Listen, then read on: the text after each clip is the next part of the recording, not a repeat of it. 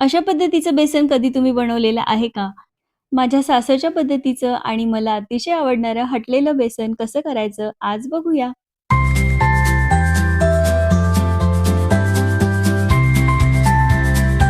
Hello. आज काय करायचं असं खूप चाललं होतं, तर म्हटलं पटकन असं काहीतरी बनवावं. खूप उशीर झाला होता, बाहेरून आले होते. आता बघा खूप वेळ झालेला आहे. म्हटलं इन्स्टंट काहीतरी बनवावं. तर ही महाराष्ट्रीयन अशी इन्स्टंट रेसिपी आहे. तर महाराष्ट्रीयन डिनर म्हणता येईल तुम्हाला. तर आज आपण बघूया महाराष्ट्रीयन इन्स्टंट असा डिनर कसा बनवायचा. तर खूप छान सोपी आणि टेस्टी रेसिपी आहे. तर तुम्हीही खाल्ली असेल. पण माझी जी पद्धत आहे आज ती तुमच्यासोबत मी शेअर करते. तर चला बघूया. आज मी बनवणार आहे झणझणीत असं पिठलं किंवा झुणका किंवा बेसन. प्रत्येकाच्या भागात वेगवेगळी नावं असतात. तर हे बघा, बेसन बनवण्यासाठी लागणार आहे कढीपत्ता, कोथिंबीर, मिरची आणि लसूण. लसूण मी ठेचून घेतलेला आहे आणि मिरची पण आता ठेचून घेणार आहे. एकदम झणझणीत आणि टेस्टी असं बेसन आपल्याला बनवायचं आहे. एकदम इन्स्टंट होणारं, प्रत्येक घराघरात बनवलं जाणारं, महाराष्ट्रात अतिशय लोकप्रिय असणारं हे बेसन कसं बनवायचं हे मी तुम्हाला सांगते. बेसन करण्याच्या अजून काही पद्धती आहेत, तर मी आज हटीव बेसन कसं बनवायचं हे तुम्हाला सांगणार आहे. आणि हटीव बेसन आहे ना, खरंच खूप टेस्टी लागतं. एकदम सोपी रेसिपी आहे. तुमच्या भागात जर अशा पद्धतीने बनवत नसेल ना, तर नक्की एकदा ट्राय करून बघा. तर तुम्हाला नक्कीच आवडेल. लसूण मिरची अशा प्रकारे ठेचून घेतली. पाट्यावर पण ठेचून घेऊ शकता किंवा मिक्सरमध्येही वाटू शकता. अर्धी वाटी बेसन पीठ घेतलेलं आहे. त्या प्रमाणात मी 1 पळी तेल घातलेलं आहे फोडणीसाठी. तर जिरे, मोहरी, आपली लसूण मिरचीची पेस्ट, कढीपत्ता आणि कोथिंबिरीची फोडणी देऊन घ्यायची. थोडी हळद आणि अजून आपल्याला झणझणीत तिखट हवं असेल, तर अजून वरून लाल मिरची घालू शकता. तुम्हाला हवं तर हिरव्या मिरचीचीही फोडणी करू शकता, पण मला लाल मिरचीची जास्त आवडते. खूप टेस्टी होते. तर आज लसणाची मिरची माझी रेडी नव्हती, जी मी तुम्हाला रेसिपी सांगितलेली आहे. नाहीतर तिचीच मी फोडणी करत असते. तर एकदम टेस्टी असं बेसन रेडी होतं. चांगलं परतून झालं, की यामध्ये आपल्याला गरम पाणी ॲड करायचं आहे. तुम्हाला किती पातळ किंवा घट्ट असं बेसन हवं आहे, त्याप्रमाणे पाणी घालू शकता.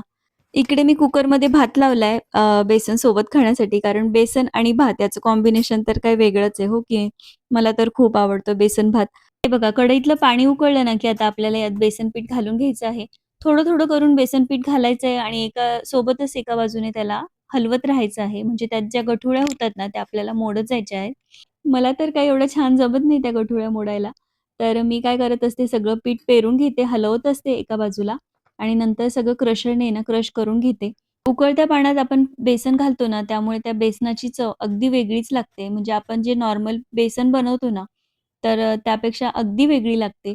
तर तुम्ही एकदा नक्की ट्राय करून बघा. हे बघा अशा पद्धतीने मी सगळं बेसन घालून घेतलेलं आहे आणि आता आहे ना, थोडं मीठ घालून शिजवून घेणार आहे आणि नंतर क्रशरने क्रश करून घेणार आहे. तर एकदम परफेक्ट असं बेसन रेडी होणार आहे. तर अशा पद्धतीचं हटीव बेसन ॲक्चुअली ते गठुळ्या मोडण्यालाच हटणे असं म्हणतात. तर मला तर काही ते जमत नाही. म्हणजे रवीने किंवा असं लाटण्याने पण हटवू शकतो आपण. पळी किंवा लाटण्याने असं हटवता येतं. पण मी आहे ना एकदम सोप्या पद्धतीने क्रशरने क्रश करून घेते म्हणजे ते गठुळ्या पटापट मोडल्या जातात. तर गावाकडच्या बायका किंवा माझ्या सासूबाई लाटण्याने किंवा पळीने हटायच्या बेसनाला. तर अशा पद्धतीने हे बेसन करायचं असतं. तर एकदम छान होतं, टेस्टी होतं आणि एकदम लोकप्रिय असं म्हणजे नगर भागात तर खूपच लोकप्रिय आहे हे बेसन आणि खरंच झटपट होतं आणि टेस्टी आहे. कुठल्याही वेळेला आपल्याला जर उशीर झाला, वेळ नसेल, घरात काही भाजीला नसेल, तर अशा पद्धतीचं बेसन आपण बनवू शकतो आणि झटकीपट संपतं. म्हणजे आम्हाला तर पुरतच नाही कारण बेसन भाकरी आणि शिवाय भात पण खायचा असतो. तर कितीही करा ते पुरतच नाही. तर हे बघा बेसन आता शिजत आलेलं आहे. अशा पद्धतीने हटून बघा किती छान मिक्स करून घेतलं आहे आणि टेक्स्चर आणि कलर बघा किती छान आलेला आहे. खातानाही इतकं छान लागतं ना, बघूनच तोंडाला पाणी सुटलंय माझ्या तर. असं झटपट होणारं हटीव बेसन तुम्हाला कसं वाटलं? रेसिपी तुम्हाला आवडली की नाही नक्की सांगा आणि बेसनसोबत आता कॉम्बिनेशन म्हणजे भाकरी. ज्वारीची किंवा बाजरीची कुठलीही भाकरी एकदम टेस्टी लागते आणि चपाती पण खूप टेस्टी लागते. तर आज मी बनवणार आहे ज्वारीची भाकरी. तर चला भाकरी बनवायला घेऊया. थोडं-थोडं पाणी घालत ज्वारीचं पीठ चांगलं मऊ मळून घेतलं आणि आज ना मी भाकरी लाटून बनवणार आहे. पोळपाटावर लाटून बनवणार आहे चपातीसारखं. बरेच दिवस झाले व्हिडिओ पाहिला होता, की भाकरी आहे ना असं पोळपाट लाटण्यावर लाटून करतात. तर म्हटलं चला आपणही ट्राय करूया आणि एकदम छान, एकदम सोप्या पद्धतीने भाकरी झालेली आहे. ज्यांना थापता येत नसेल ना, तर मला तर खरंच थापायचा प्रॉब्लेम होता. कारण मी लेफ्टी असल्यामुळे ना, सुरुवातीला तर मला भाकरी जमतच नव्हती. तर शिकले मी हळू-हळू. पण हे बघा ना, एवढी सोपी पद्धत आधी माहिती असती तर कशाला एवढा त्रास झाला असता, हो की नाही? तर हे बघा एकदम सोप्या पद्धतीने भाकरी लाटून होते. एकदम हलक्या हाताने आपल्याला लाटायची आहे. एकदम गोल-गोल, एकदम समप्रमाणात म्हणजे कुठेही जाड नाही, बारीक नाही. चपातीसारखी एकदम परफेक्ट भाकरी लाटून होते. काठामध्ये पण जाड राहत नाही. एकदम छान अशी भाकरी लाटून झालेली आहे. म्हटलं चला माझ्या मैत्रिणींना पण आहे ना, आता ही ट्रिक सांगूया. म्हणजे बऱ्याच जणांना माहितीही असणार आहे. पण मला तर आत्ताच कळली आहे. म्हणून म्हटलं चला आपणही अशा पद्धतीनेच भाकरी करू आणि आता यापुढेही मी अशाच पद्धतीने भाकरी करणार आहे. कशाला आपण झंझट करायची आणि एकदम पटकन होते, वेळ पण वाचतो आपला. भाकरी लाटून केल्यामुळे ना त्याची थिकनेस एकदम एकसारखी झालेली आहे. कुठेही जाड, बारीक अशी नाहीये आणि त्यामुळे भाकरी एकदम परफेक्ट भाजून पण निघते. सगळ्या बाजूने व्यवस्थित भाजली हो, जाते हो.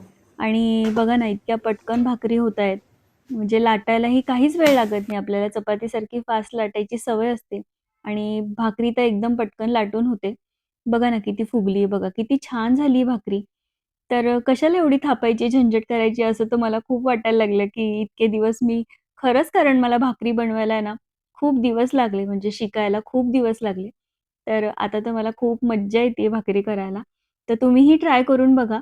एकदम छान होतात भाकरी आणि खूप पटकन होतात विशेष म्हणजे आणि एका बाजूला कारण मुलांना चपाती हवी, आपल्याला भाकरी हवी, मग पुन्हा ते पोळपाट लाटणं काढा, मग पुन्हा ताटात भाकरीला थापा. हे करण्यापेक्षा ना एकाच याच्यावर आपण पटापट करू शकतो. चपाती झाली की भाकरी. म्हणजे वेळ वाचतो आणि खटाटोप पण वाचतो आपला. तर हे बघा, आता दुसरी भाकरी पण मी भाजलेली आहे. तर एक भाकरी आता अहोंना वाढली आहे गरमागरम. आता दुसरी मी करतीये. तर इकडे आहोंचं पण जेवण सुरू आहे. त्यांचं जेवण झालं, की आता मला पण जेवायला घ्यायचंय. तर असं आजचं मी भाकरी, बेसन आणि हटलेलं बेसन आणि भात असा आजचा मेनू केला होता. तर तुमच्यासोबत मी शेअर केलेला आहे. हे बघा किती छान भाकरी भाजून झालेली आहे. कुणाकुणाला आधीच हे माहिती होतं नक्की सांगा, की भाकरी अशी लाटून पण करता येते चपातीसारखी. तर मला तर खरंच आत्ताच काही दिवसांपूर्वीच कळलेलं आहे आणि म्हटलं चला आता तुमच्यासोबत शेअर करूया. आपला वेळ वाचतो आणि परफेक्ट अशी भाकरी रेडी होते. ही बघा फक्त तव्यावर भाजली ना तरीही भाकरी किती छान फुगतीये. ज्या भाकरी बनवण्यात खरोखर एक्सपर्ट आहे ना, मी त्यांच्यासाठी बोलत नाहीये, पण ज्यांना खरंच भाकरी अजून व्यवस्थित जमत नाही माझ्यासारखी, तर त्यांच्यासाठी हा उत्तम पर्याय आहे. अशा पद्धतीने तुम्ही भाकरी करू शकता आणि परफेक्ट अशी भाकरी बनवता येईल आपल्याला आणि आपण पटापट करू शकतो किंवा काही पाहुणे कधी पाहुणे आले ना, तर मग खूप गोंधळ उडतो. भाकरी जर करायची असेल आणि आपल्याला असा स्पीड नसेल, तर मग प्रॉब्लेम होतो. तर हे बघा, घरच्यापुरत्या 2-3 भाकरी तर कशाही करू शकतो आपण. पण पाहुणे आले की मग खरंच गोंधळ उडतो. तर अशा पद्धतीने एकदम पटापट भाकरी करता येतील. तर ही एकदम सोपी पद्धत आहे. नक्की करून बघा आणि छान खरपूस भाकरी भाजून होते. तर चला आता भरपूर भाकरीचं गुणगान झालेलं आहे. भाकरी माझी रेडी झालेली आहे. आहोंचं इकडे जेवण झालंय, मुलांचं पण जेवण झालंय. आता मी माझ्यासाठी ही भाकरी बनवत होते. तर आता मी जेवायला घेते. बेसन असेल ना, तर वरण बनवायची पण गरज नाही. भातासोबत आपण बेसनच खाऊ शकतो. एकदम टेस्टी असा बेसन भात लागतो आणि मस्तपैकी त्याच्यासोबत असा कांदा, लोणचं आणि छानपैकी एखादा पापड. कुठलाही नाचणीचा खा, नाहीतर उडदाचा खा. उडदाचा खरंच टेस्टी लागतो त्यासोबत. तर आज मी उडदाचा पापड भाजलेला आहे आणि मस्तपैकी पापड, लोणचं असा परफेक्ट असा मेनू आहे आजचा. तर या सगळे जेवायला. अशी ही इन्स्टंट महाराष्ट्रीयन थाळी, बेसन भाकरी, झुणका भाकरी किंवा पिठलं भाकरी असं म्हणता येईल. तर हटून केलेलं बेसन आणि लाटून केलेली भाकरी. तर तुम्हाला कशी वाटली नक्की सांगा. व्हिडिओ आवडला असेल तर नक्की व्हिडिओला लाईक करा, शेअर करा आणि हो, सबस्क्राईब करायला अजिबात विसरू नका. तर पुन्हा भेटूया अशाच एका नवीन व्हिडिओमध्ये. आजच्या दिवस एवढंच. Bye bye.